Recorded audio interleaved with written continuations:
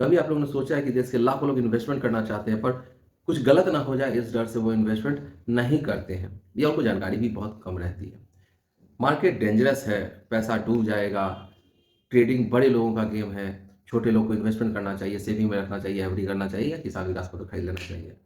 इस डर को स्टार्टअप में कन्वर्ट किया था एक कंपनी जो अब पॉपुलरली ग्रो के नाम से जानी जाती है।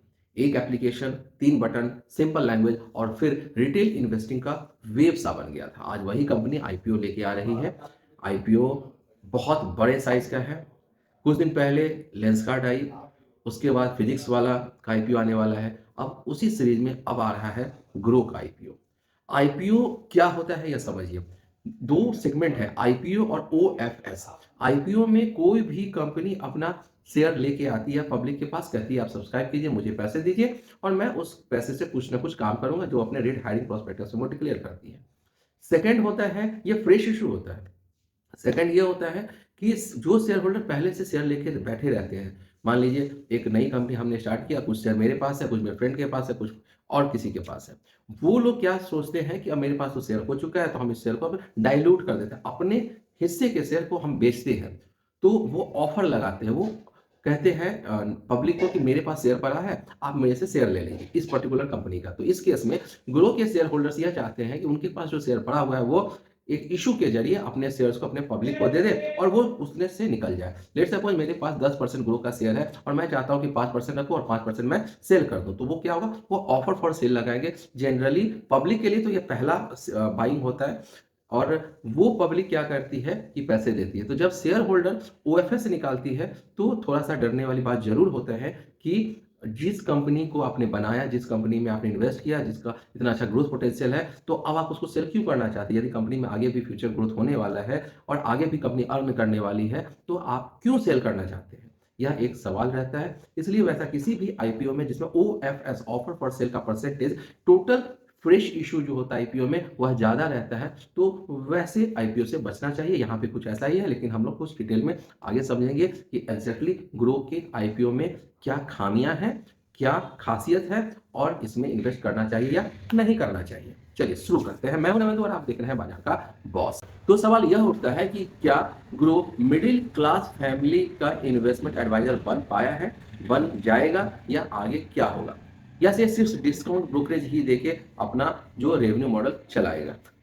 ग्रो एक ऐसा एप्लीकेशन है जिसको आपने कहीं ना कहीं देखा होगा, सुना होगा, या हो सकता है आपने अपने मोबाइल में इसको डाउनलोड भी किया होगा, कुछ इन्वेस्टमेंट किया होगा और इसको यूज भी कर रहे होइएगा। इमेजिन कीजिए एक छोटा सा लड़का जिसको इन्वेस्टमेंट का कुछ भी नहीं मालूम है, उसने क्या किया, ग्रो का एप्लीकेशन डाउनलोड किया और उसके जरिए वो यह देख रहा है कि म्यूचुअल फंड में हमें इन्वेस्ट करना चाहिए, 100 या 200 500 हजार रुपए का हम लोग सीख करना चाहते हैं। इस इस फर्स्ट टाइम इन्वेस्टर्स के लिए, फर्स्ट टाइम म्यूचुअल फंड करने वालों के लिए ग्रो एक बहुत लर्निंग एक्सपीरियंस लेके आया था। यह अपने दम पे आपको सब कुछ बताता था और सारी इंफॉर्मेशन को एक प्लेटफॉर्म, एक एप्लीकेशन में समराइज कर दिया था। इसके कारण ग्रोथ चलने लगा था।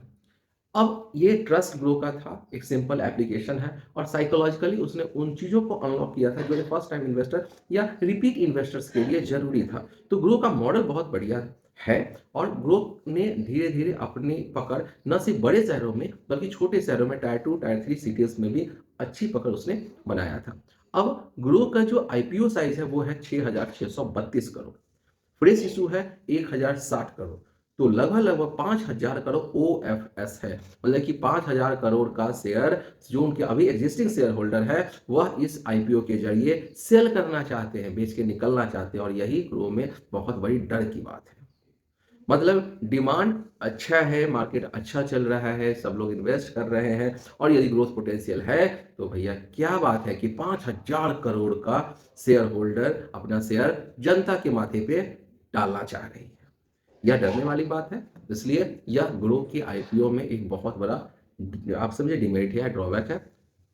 अब आगे चलते हैं और मैं आपको लास्ट में बताऊंगा कि मैं क्या सोचता हूं ग्रो के आईपीओ के बारे में। आपको आईपीओ अप्लाई करना चाहिए या नहीं करना चाहिए। यूजर ग्रोथ बना हुआ है, टीवीएस आ रहा है, वर्ड ऑफ माउथ चल रहा है, इसका मतलब इमोशनल ब्रांडिंग ग्रो का है और लोग जान रहे हैं, तो ब्रांड पोजिशनिंग है।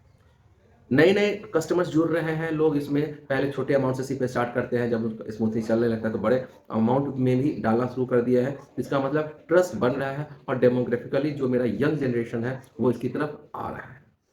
रिटेंशन इनका बहुत बढ़िया है। मतलब कि न्यू कस्टमर के साथ रिपीट कस्टमर्स बहुत इनको मिल रहे हैं। यानी ऐप जब एक बार इंस्टॉल होता है तो अनइंस्टॉल बहुत कम होता है। यह एक पॉजिटिव वाइब्स है इस एप्लीकेशन के लिए।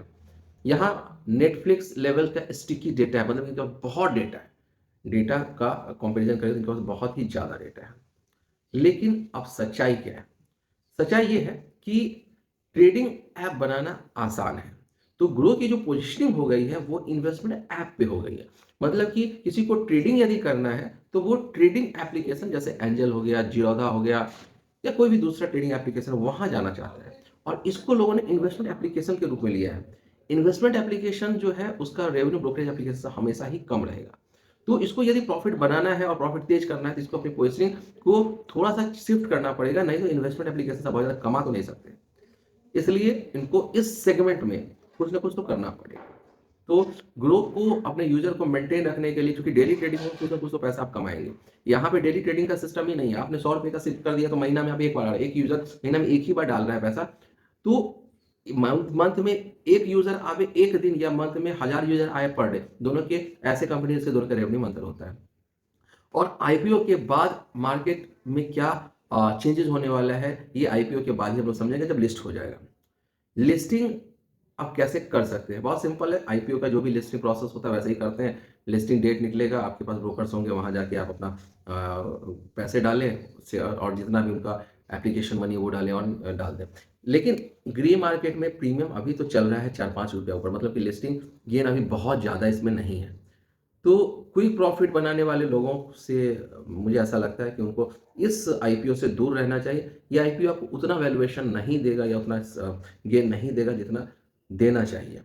लेकिन धीरे-धीरे जिनको होल्ड करके रखना है शेयर, जिनको क्विकली पैसा नहीं बनाना है, जिनको 5 साल 10 साल रखना है, वो इस शेयर में आ सकते हैं। लेकिन लिस्टिंग गेन वाले जितने भी इन्वेस्टर्स हैं वो इससे दूर ही रहें। इसमें इतना तो जान नहीं है कि खुलते ही आपको ये 2 टाइम्स और 3 टाइम्स पैसा दे देगा। तो ग्रो के मॉडल्स में अभी बहुत फ्लॉज़ हैं। मैं आपसे यही सजेस्ट करूँगा कि इस आईपीओ से फ़िलहाल दूरी बनाए रखिए, क्योंकि इसमें एक बहुत बड़ा हिस्सा शेयर होल्डर बेच के निकल रहा है और चूँकि शेयर होल्डर बेच के निकल रहा है, इस आईपीओ में कोई दम नहीं है। दूरी बनाए रखिए, ये मेरा पर्सनल ओपिनियन है। बाकी इन्वेस्टमेंट करने से पहले आप अपने इन्वेस्टमेंट एडवाइज़र्स का ज्ञान ले सकते हैं, उनसे सलाह ले सकते हैं। ये रहा आज का आईपीओ ज्ञान। मैं हूं नविंदु, आप देख रहे हैं बाजार का बॉस। फिर मिलेंगे एक नई स्टोरी के साथ। तब तक के लिए जय श्री राम।